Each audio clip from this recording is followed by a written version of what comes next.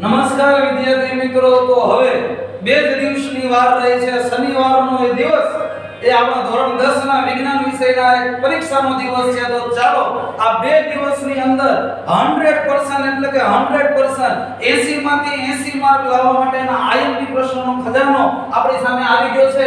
માતૃભૂમિ વિદ્યાભવન ડબોલી 4 રસ્તા કતારગામની અંદર આજનો આપણો વિષય છે ધોરણ 10 વિષય વિજ્ઞાન. અને જોવો અહીંયા મોસ્ટ આઈએમપી પેપર ફોર 2025 ના બોર્ડના પેપરની અંદર આપણે માત્ર આટલા જ સબ્જેક્ટના આટલા જ સવાલોને જોઈએ. તો ચાલો આગળ વધીએ. સૌપ્રથમ વિદ્યાર્થી મિત્રો આપણું ચેપ્ટર નંબર 1, આ ચેપ્ટર નંબર 1 ના અગત્યના આઈએમપી પ્રશ્નો તમારી સામે અહીંયા લઈ લીધા છે. પહેલો પ્રશ્ન કે રોજિંદા જીવનમાં જોવા મળતી રાસાયણિક પ્રક્રિયાઓ જણાવો. રોજિંદા જીવનમાં જોવા મળતી રાસાયણિક પ્રક્રિયાઓ આપણે જાણવાની છે. ત્યારબાદ મોસ્ટ આઈએમપી સવાલ નંબર 2, શ્વસન એ ઉષ્માક્ષેપક પ્રક્રિયા છે એને સમજાવો. શ્વસન એ ઉષ્માક્ષેપક પ્રક્રિયા છે. અત્યંત આઈએમપી પ્રશ્ન. ચાલો અવાજ આવે છે ને? બરાબર અવાજ આવે છે? ઓકે. ત્યારબાદ સવાલ નંબર 3, ઉષ્માક્ષેપક પ્રક્રિયા અને ઉષ્માશોષક પ્રક્રિયા વિશે આપણે ભણવાનું છે બાળકો. ત્યારબાદ સવાલ નંબર 4, અવક્ષેપણ પ્રક્રિયા એટલે શું? અને યાદ રાખજો ધોરણ 10 ના શનિવારના આ પેપરની અંદર આ પ્રશ્ન તમને દેખાશે. અવક્ષેપણ પ્રક્રિયા એટલે શું? ત્યારબાદ સવાલ નંબર 5, રેડોક્સ પ્રક્રિયા વિશે સમજાવો. ત્યારબાદ સવાલ નંબર 6, મેગ્નેશિયમની પટ્ટીને હવામાં સળગાવતા પહેલા એને શા માટે શુદ્ધ કરવામાં આવે છે? શા માટે શુદ્ધ કરવામાં આવે છે? આ છે માત્ર ચેપ્ટર નંબર 1 ના મોસ્ટ આઈએમપી પ્રશ્નો.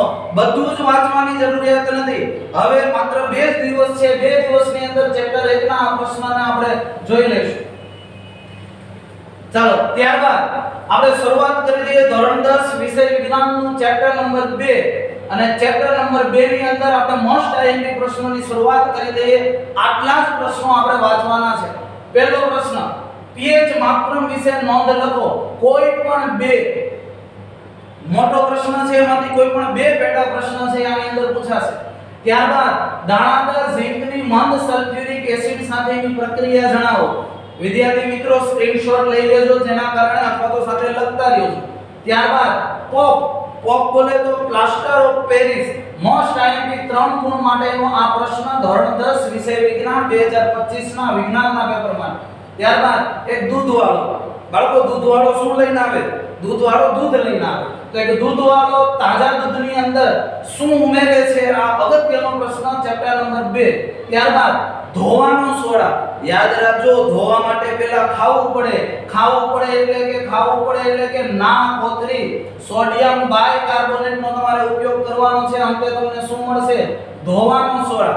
ત્યારબાદ તટસ્થીકરણ પ્રક્રિયા. યાદ છે, એસિડ અને બેઝ વચ્ચે પ્રક્રિયા થઈને ક્ષાર અને પાણી બને છે. આ પ્રક્રિયાને આપણે કહીએ છીએ તટસ્થીકરણ પ્રક્રિયા. ત્યારબાદ દહીં જેવા ખાટા પદાર્થોને તાંબા કે પિત્તળના વાસણોમાં શા માટે રાખવામાં આવતા નથી? મોસ્ટ આઈએમપી સવાલ ચેપ્ટર 1 અને ચેપ્ટર 2. તો 1 મિનિટ આપણી વચ્ચે આપણા ગણિત વિષયના શિક્ષક ઉપસ્થિત થયા છે, તો આપણે એમને પહેલા આવકારી લઈએ. થેન્ક યુ સાહેબ. સાહેબ તમે આમાં 100% લખો છો છે. એક પ્રશ્ન છે તેની પાછળ લખો છો 100%. સાહેબ આમ લોઢે લીટો અત્યારે બાળકો યાદ જ રાખો. મારો બાળકોને એ જ કહેવું છે કે હવે 2 દિવસ વધ્યા છે તો કઈ કરો કે ન કરો. જો આ સવાલ કરશો અને સાહેબ એના અનુભવથી કહે છે, સાહેબ જે કહે છે 100% આવવાનું છે અને અનુભવથી કહે છે, તો તમે અત્યાર સુધીમાં કોઈ પણ પ્રકારની તૈયારી ન કરી હોય પણ સરે જે કીધા આ સવાલ કરશો એટલે તમે યાદ કરશો. અને હજી જો શરૂઆતથી વિડિયો જોવાનું બાકી હોય તો ફરીવાર જુઓ, પહેલેથી જોજો કે જે 100% વાળા સવાલ છે એને તમારે કરીને જ જવાના છે. સાહેબ પેપર લીક કરી દીધું છે. આપણે 2 દિવસ સાહેબ પેપર લીક કરી દીધું છે. આની બહારનો એક પણ પ્રશ્ન આવવાનો નથી અને આવવાનો નથી. છોકરા દિલ ખુશ થઈ જાય ને. અરે સાહેબ છોકરાના મમ્મી એના પપ્પા બધા ખુશ થઈ જાય. એટલું જોરદાર પેપર આમાંથી પૂછવામાં આવશે. પેપર દઈને આવીને નાચવું જોવે છે. સાહેબ સાથે મૂવી નાચીશ અને ફરીથી એક વિડિયો મૂકીશ. આની સિવાય સાહેબ પ્રશ્ન નથી. ચાલો તો પૂરેપૂરું ચેપ્ટર નું આઈએમપી અમને આપો. સાહેબ તમે સાંભળતા જાઓ. હવે હું મારા છોકરાઓને ચેપ્ટર નંબર 3 ની આઈએમપી આપતો જાઉં. ચેપ્ટર નંબર 3 ધાતુ અને અધાતુનો તફાવત આપણે જણાવવાનો છે. ત્યારબાદ પ્રશ્ન બીજો, શા માટે સોડિયમને કેરોસીનમાં રાખવામાં આવે છે? ત્યારબાદ પ્રશ્ન નંબર 3 આયનીય સંયોજનોના સામાન્ય ગુણધર્મો જણાવો. ત્યારબાદ ચોથો કેલ્સિનેશન અને ગુંજન વિશે જણાવો. ત્યારબાદ પ્રશ્ન 5 ઉભયગુણી ઓક્સાઇડ એટલે શું અને તેના ઉદાહરણ આપો. ત્યારબાદ છઠ્ઠો ગેંગ એટલે શું અને ગેંગને દૂર કરવા માટેની પદ્ધતિઓ જણાવો. તો ચાલો બાળકો ઝડપથી આપણે વિડિયો નાનો થાય એટલે તમને આઈપી પ્રશ્નો મળી રહે એ માટે આપણે નેક્સ્ટ ચેપ્ટર તરફ જઈએ. ચેપ્ટર નંબર 4 અને મને ગમતું સૌથી વહાલું ચેપ્ટર કેમ કે કેમિસ્ટ્રી નું ચેપ્ટર છે, કાર્બન નું ચેપ્ટર છે, કાળો કાળો કાર્બન. તો શરૂઆત કરીએ ચેપ્ટર નંબર 4 સહસંયોજક બંધની રચના જણાવો. Cl2 O2 N2 H2O. ત્યારબાદ પ્રશ્ન બીજો સમઘટકતા એટલે શું અને યાદ રાખજો બ્યુટેન અને પેન્ટેન ના સમઘટકોને દોરવાના છે. ત્યારબાદ નેક્સ્ટ મિસેલ સૌથી આઈએમપી પ્રશ્ન ધોરણ 10 ની અંદર મિસેલની રચના એની ક્રિયાવિધિ જણાવો. ત્યારબાદ કાળા કાળા કાર્બન ભાઈ એની ચતુ સંયોજકતા. ચતુ એટલે કેટલા વિદ્યાર્થી મિત્રો? 4. તો આ મોસ્ટ આઈએમપી પ્રશ્ન થશે. ત્યારબાદ ઇથેનોલના ઉપયોગો અને ઇથેનોલના ભૌતિક ગુણધર્મો પણ આપણે જાણવાના છે. એક મિનિટ સાહેબ, વિદ્યાર્થી મિત્રો તમે નોટિસ કર્યું કે એક ચેપ્ટર માં કમસે કમ સર કેટલા સવાલ આવતા હશે? એક ચેપ્ટર ની અંદર ગણતરી કરીએ સાહેબ તો 45 થી 50 ની એવરેજ ના સવાલ હોય છે. ઓકે, હવે આ 45 થી 50 સવાલમાં સાહેબે તમને જે અહીંયા કે ભાઈ 5 થી 6 સવાલ હોય છે, તો એક જ ચેપ્ટરમાં 5 થી 6 સવાલ માત્ર, એટલે 100% સાહેબ આમાંથી પેપર હશે, આની સિવાય કંઈ કરતા નહીં હોય. અને સાહેબ ગેરંટી સાથે પૂછવામાં આવે છે, ગેરંટી સાથે બતાવવામાં આવે છે કે આની બહારનો એક પણ પ્રશ્ન તમને આવશે નહીં. યાદ રાખજો શનિવારને 1 ને 15 નો ટાઈમ, 1:15 વાગે જ્યારે હાથમાં પેપર આવે ત્યારે આજને ફરીથી રિવાઇઝ એક વખત જોઈ લેજો. યાદ રાખજો શનિવાર. ચાલો તો ત્યારબાદ વિદ્યાર્થી મિત્રો નેક્સ્ટ આગળના ચેપ્ટર તરફ જઈએ. જૈવિક ક્રિયાવાળું ચેપ્ટર, ચેપ્ટર નંબર 5 કે મનુષ્યનું ઉત્સર્જન તંત્ર જણાવો. સવાલ બીજો માનવ હૃદય વિશે જણાવો. મોસ્ટ આઈએમપી મૂત્રપિંડ નલિકા વિશે જણાવો. ચોથો પોષણ એટલે શું, અમીબામાં પોષણ જણાવો. પાંચમો પાચન તંત્ર વિશે જણાવો. છઠ્ઠો વનસ્પતિમાં વહન જણાવો.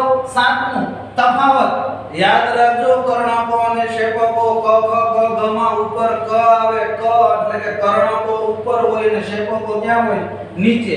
ત્યારબાદ જારક અને અજારક યાદ રાખો. ઓક્સિજનની હાજરી એટલે જારક અને ગેરહાજરી એટલે અજારક. ત્યારબાદ પ્રકાશ સંશ્લેષણનું સમીકરણ યાદ છે ને? છક્કો બાર છક્કો બાર છક્કો છક્કો છક્કો. યાદ છે ને છક્કો? ઓકે. ત્યારબાદ આગળ આકૃતિમાંથી A B અને C વાળા પ્રશ્નો યાદ કરો. કઈ રીતની આકૃતિ?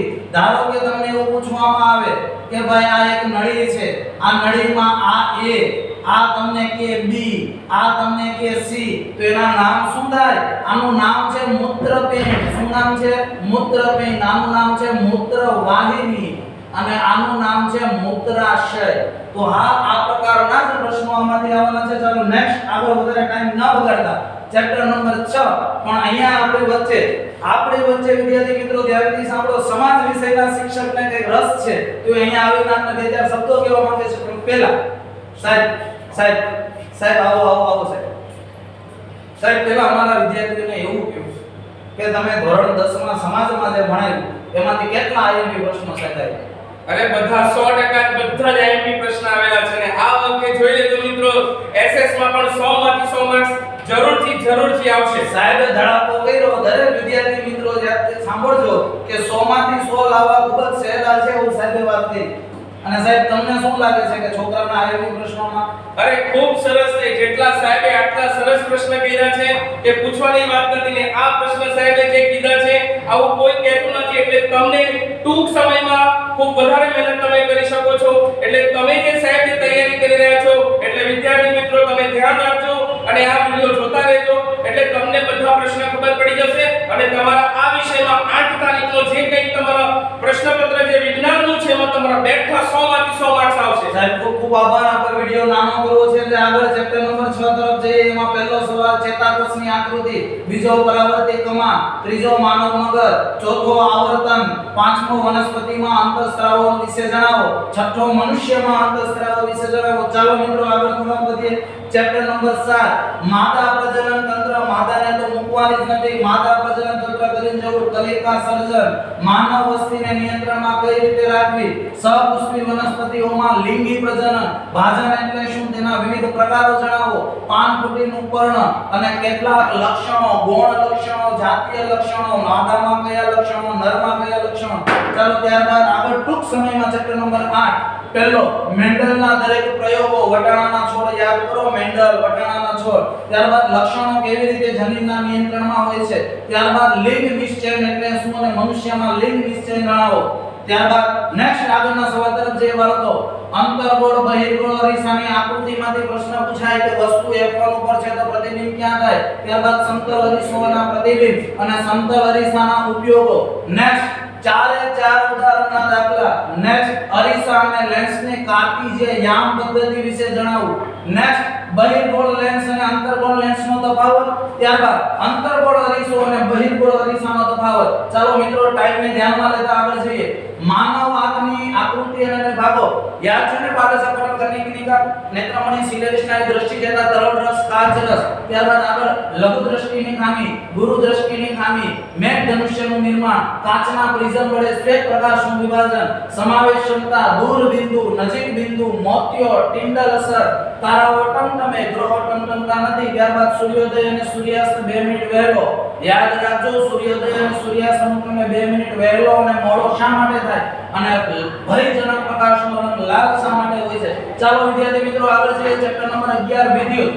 વિદ્યુત પરિપથની રેખાકૃતિ વિશે દોરો, એને સમજાવો. ઉદાહરણના દાખલા. શ્રેણી જોડાણ અને સમાંતર જોડાણ વચ્ચેનો તફાવત યાદ રાખજો, ગમતો સવાલ. નેક્સ્ટ આગળ વિદ્યુત પ્રવાહની વ્યાખ્યા અને એનું સૂત્ર જણાવો. નેક્સ્ટ ટોસ્ટર, ઇસ્ત્રી આ વગેરેમાં નિક્રોમની મિશ્ર ધાતુ શા માટે હોય છે? બાળકો એક વખત સ્ક્રીનશોટ પાડી લેજો. આગળ વધીએ. ચેપ્ટર નંબર છેલ્લેથી બીજું. વિદ્યુત પ્રવાહની ચુ અસર. ચુ અસર એટલે ચુંબકીય અસર. એમાં પહેલો સવાલ. ગજિયા ચુંબકની ચુંબકીય ક્ષેત્ર રેખા દોરો. ત્યારબાદ તફાવત આપો AC અને DC, અલ્ટરનેટિંગ કરંટ અને ડાયરેક્ટ કરંટ. ત્યારબાદ ફ્લેમિંગના ડાબા હાથનો નિયમ યાદ છે ને? ડાબો હાથ આપણો ડાબો હાથ, એમાં કઈ નાકમાં નાકકાન હું ચોટી જાતું. નેક્સ્ટ આગળ અર્થિંગ વાયરનું કાર્ય અને એના સાધનોમાં અર્થિંગ કરવું શા માટે જરૂરી છે. ચાલો બાળકો છેલ્લો સવાલ.